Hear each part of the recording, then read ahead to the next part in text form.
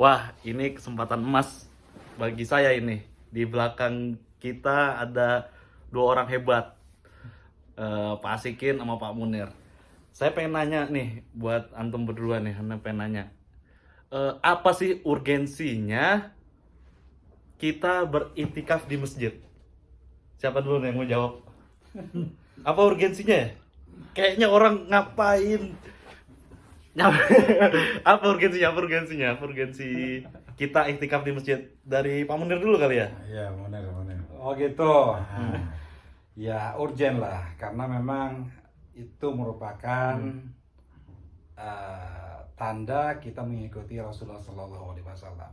Oke. Dimana ya mungkin antum juga pahami dan teman-teman semuanya juga sering mendengar terkait dengan fadilah atau keutamaan iktikaf. Bahkan para ulama juga menyampaikan bahwa iktikaf itu sunnah.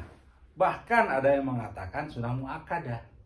Oke. Nah, saya pernah membaca sebuah hadis bahwa yang artinya pada terakhir Ramadan Rasulullah Shallallahu Alaihi Wasallam itu senantiasa mengeratkan pakaiannya atau syadda ma'zarahu, kemudian juga ahya laylahu, dan juga menghidupkan malam-malamnya, wa aiqadha ahlahu, dan menghidupkan ataupun mengajak para keluarganya untuk melakukan iktikaf di masjid. Nah itu menurut saya juga sebagai urgensi daripada kita iktikaf.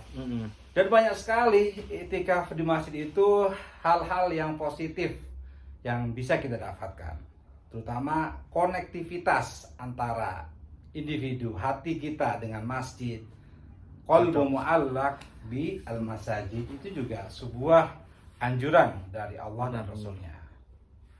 Bahkan di dalam ayat juga dikatakan yang dalam surat Al-Baqarah, ya uhilla lakum lailatas syama Syami arafathu ila ila nisaikum.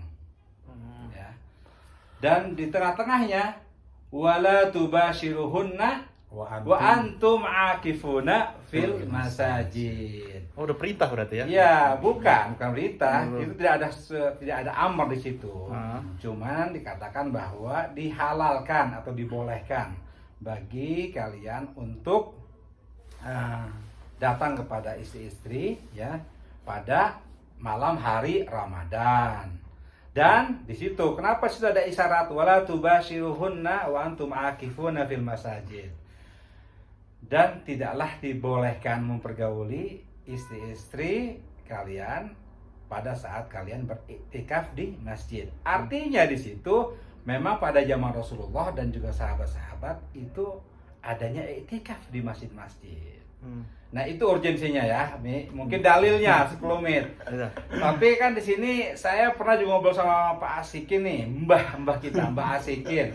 Katanya tidak seharusnya juga untuk bertikaf. Emang tidak harus, itu kan sunnah menurut saya. Mungkin kita dengarkan pendapatnya. Gimana kalau menurut antum memang? Kalau saya sih bukan saya mengingkari apa ya istilahnya perintah iktikaf Mas ya. Bukan. Jadi jangan dipotong atau disalahpahami ya. Saya tegaskan lagi bahwa saya itu sebenarnya nggak mengingkari masalah perintah iktikaf. Tapi yang saya itu janggal dan nggak setuju Mas, itu kalau iktikaf itu sudah menjadi gerakan gitu, seakan-akan orang harus semuanya iktikaf itu. Saya rasa nggak seperti itu juga, karena saya melihat fenomena yang terjadi gitu ya. Kalau kita bandingkan dengan iktikafnya orang dahulu dan sekarang, beda jauh gitu. Sekarang itu kalau saya melihat fenomena iktikaf orang sekarang itu, menurut saya justru banyak madorotnya daripada manfaatnya. Lo suuzon aja. Maksudnya contohnya apa gitu? Nanti dulu. Oke. Nah ini makanya jangan dipotong dulu Mas Fahmi. Jadi saya melihat fenomena iktikaf, saya nggak menyalahkan iktikaf lagi-lagi ya. Saya melihat fenomena yang ada itu iktikaf zaman sekarang itu banyak madorotnya daripada manfaatnya. Contoh misalkan nih, mereka itu saya nggak tahu ya, entah mereka itu motifnya mereka itu apa itikaf itu. Contoh misalkan baru datang ke masjid 5 menit mereka udah tidur. Ya, mereka udah tidur. Realita tuh Pak ya. Kemudian lagi karena saking semangatnya mereka itikaf, ada itu yang berangkat itu sebelum maghrib. Sebelum maghrib dengan bawa bekal dan lain sebagainya sampai malam, dan ada yang sampai semalam suntuk gitu. Ada yang seperti itu. Padahal di dalam masjid itu tadi isinya terkadang tidur atau misalkan apalah ya. Yang penting itu sepertinya saya jadi suudon ya. Mungkin pelarian dari rumah dan lain sebagainya. Kemudian lagi dampaknya lagi bagi mereka yang bekerja di kantor itu, karena semalam suntuk dia iktikaf, akhirnya dia justru nggak produktif di kantornya gitu. Mereka ngantuk Mas. Jangankan mereka bekerja, ketemu kita aja ngobrol aja kan sudah nggak mood lagi gitu, karena dia sudah nahan kantuk gitu. Oh iya.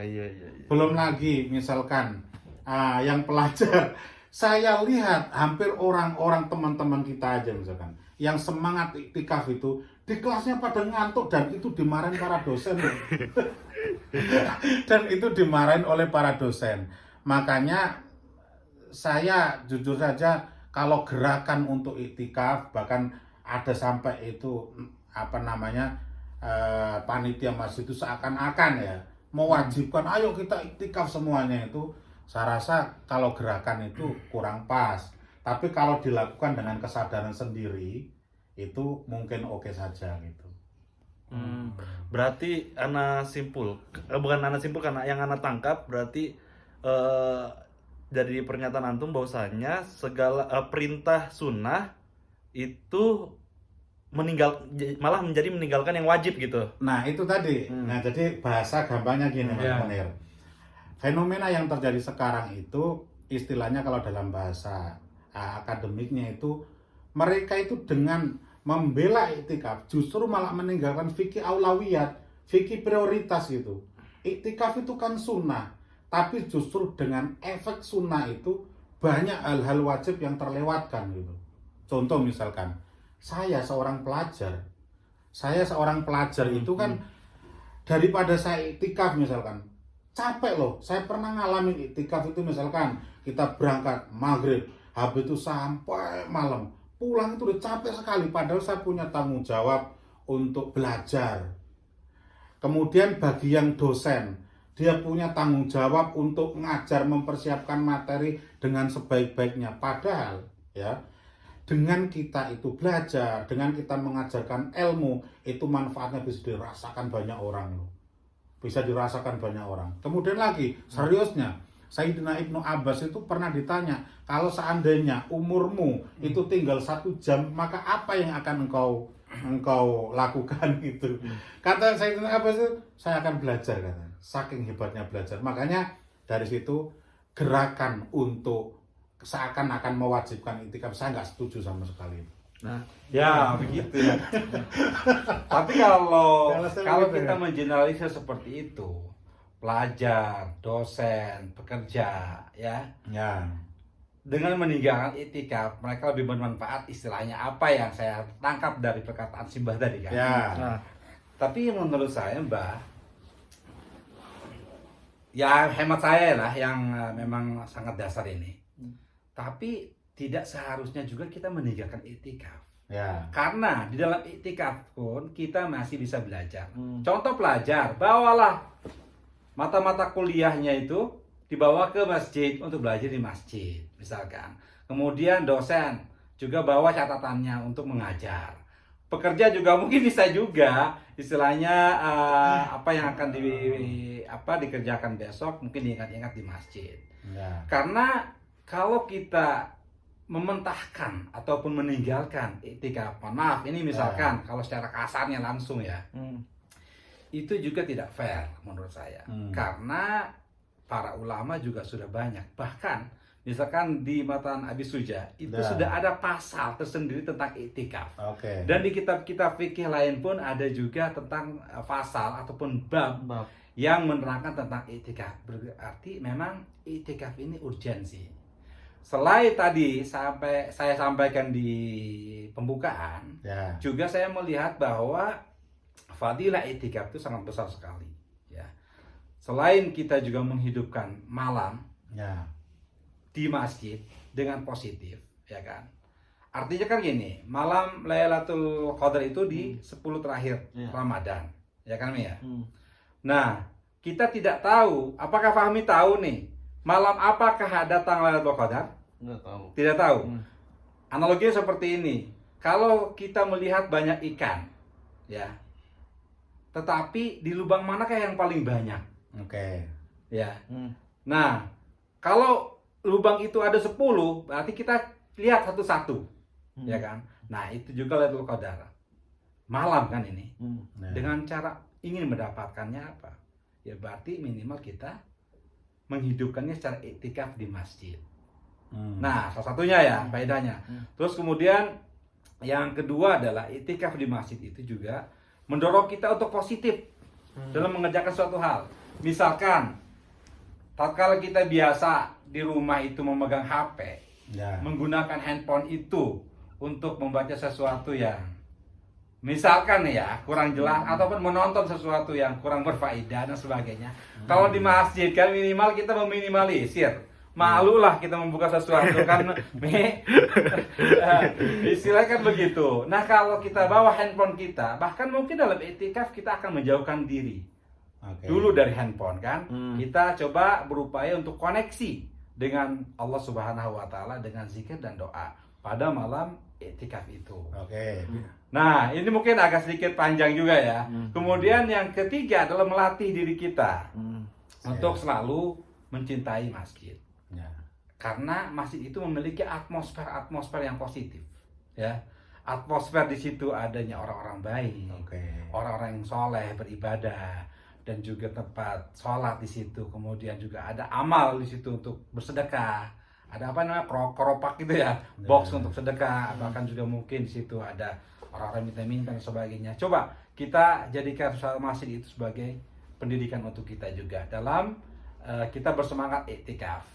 Gimana malam ini kita iktikaf membahas ikan me? Kalau saya masih nggak setuju. Oh, iktikaf ya. Ya, gimana? Alasannya begini. Kalau kita berangkat dari dalil itu man qoma ramadhana, barang siapa yang berpuasa wa ahya lailaha dan menghidupkan malamnya. Namanya menghidupkan itu dia umum loh, dia nggak harus iktikaf gitu. Dia nggak harus itu. Kalau menurut saya mending saya baca buku. Saya mending baca buku, saya belajar menurut saya. Dan itu lebih afdol daripada iktikaf yang bisa terukur hasilnya kalau menurut saya itu. Misalnya jadi bukan saya berarti itu tadi apa namanya membatalkan perintah iktikaf bukan, tapi saya kan boleh memilih. Betul. Boleh memilih. Nah, ketaatan itu tidak semuanya harus iktikaf. Saya dengan iktikaf justru badan saya malah lebih capek dan saya nggak bisa ngerjakan apa-apa kecuali hanya iktikaf saja. Kecuali hanya iktikaf saja, justru saya nggak produktif gitu. Oh, kalau gitu ini mungkin ya saya bisa menyimpulkan sedikit kali ya. Atau mungkin gini sebelum disimpulkan. Gimana? Jadi gini, Mas Munir tadi bilang katanya ulama-ulama dahulu Rasulullah juga iktikaf. Kenapa Mas Asykin nggak iktikaf? Kalau kita lihat perdebatan ulama-ulama itu mereka kan sudah cukup ilmu, jadi dia nggak perlu belajar lagi, makanya mereka iktikaf. Lah saya kan masih haus ilmu, saya masih fakir, masih bodoh, jadi saya harus terus belajar untuk mengenal agama ini. Jadi menurut saya prioritasnya nggak usah iktikaf, tapi kita ayo belajar dan belajar. Kita hidupkan malam Ramadan dengan belajar. Kalau belajarnya di masjid. Nah, kalau bisa belajarnya di masjid nggak ada masalah. Cuman lagi-lagi kalau di masjid itu pertama kita duduknya kan nggak empuk. Kemudian lagi kalau di rumah itu kan kita sambil ngeteh, sambil ngopi. Oh, di situ nyamannya luar biasa dan bisa terukur. Misalkan dalam satu malam saya bisa membaca sekitar berapa lembar. Kemudian kalau nyiapin materi saya berapa banyak materi misalkan. Dan lain sebagainya. Prioritasnya menurut saya itu tetap harus kita hidupkan malam ini dengan ketaatan, yaitu yang berupa belajar dan belajar. Gimana Bu ya? Oh, berarti ya saya bisa pahami juga apa yang disampaikan Mbak Asik ini luar biasa. Karena memang saya mengenal kepribadian beliau ini memang kutu buku. Ya kan? Berbeda dengan saya. Saya kalau nggak ada yang minta baca ataupun nggak ada tugas, saya nggak baca. Tapi luar biasa ini diskusi kita pada hari ini. Tapi memang saya mungkin bisa menyimpulkan. Ya. Memang iktikaf itu mungkin bisa dikatakan kondisional ya. Nah, mungkin kata-katanya Ya, pas mungkin itu kalimat kondisional. saya. Iya, Kalau memang seorang pelajar ataupun seorang yang punya kesibukan yang lebih ekstra, Ayo. dimanapun bisa lah. Silakan di rumah, beliau memprioritaskan dirinya untuk membaca. Oke, silakan saja. Oke. Ya. Tapi memang tadi saya juga menyimak dari perkataan Basik ya. Bukan berarti beliau itu melarang untuk itikaf. Bukan jangan salah paham. Karena memang hadis-hadisnya beberapa Ya. hadis bahkan dalam suatu riwayat dikatakan bahwa Rasulullah tidak pernah meninggalkan itikaf pada 10 hari terakhir Ramadan, ya kan, sampai beliau wafat. Itu ada hadisnya. Kemudian juga itikaf ini juga tidak diartikan hanya di bulan Ramadan saja. Ya. Boleh kapan saja itikaf itu. Di luar Ramadan pun boleh, tetapi afdoliyah atau utamanya itu adalah pada bulan Ramadan. Ya silahkan saja itikaf. Kemudian juga ada seorang ulama, Abi Suja juga mengatakan bahwa dalam itikaf itu bukan berarti dari maghrib sampai subuh. Kalau bisa ya silahkan, bagus itu kan. Tetapi itikaf itu bahkan mengatakan kita datang ke masjid, kemudian niat itikaf, beberapa menit atau beberapa jam saja itu udah dikatakan itikaf. Setuju Ya, kita itu. bahkan ada yang mengatakan ulama qadar ataupun lamanya itikaf di masjid itu kapan, sampai jam berapa, seberapa menit berapa gitu kan. Ulama mengatakan hanya baca subhanallah walhamdulillah wala ilaha illallah Allahu akbar. Artinya tasbih tahmid ya dan takbir itu juga sudah mencukupi itikaf. Asalkan diniatkan dulu. Jangan datang ke masjid ya untuk hanya sholat jamaah saja. Tidak ada dapat niat itikafnya. Tapi setelah sholat jamaah kemudian zikir setelah jamaah itu setengah jam niat itikaf itu akan mendapat insyaallah pahala i'tikaf. Jadi inti obrolan kita itu tadi gimana? Obrolan itu kondisional saja. Ya. Jadi tapi lebih baik kembali lagi sih kalau menurut saya kembali lagi tadi. Kalau memang bisa belajar di masjid, kemudian bawa kasur bawa aja ke masjid. kalau begitu tidur juga boleh. Mari kita tidur sama-sama di enggak, pokoknya saya lihat fenomena itikaf saat ini kalau intinya kondisional tadi. Siap. Karena kalau saya pribadi saya melihat banyak madorotnya daripada manfaatnya. Jadi wallahu alam bishawab. Mantep nih obrolannya. Mantep.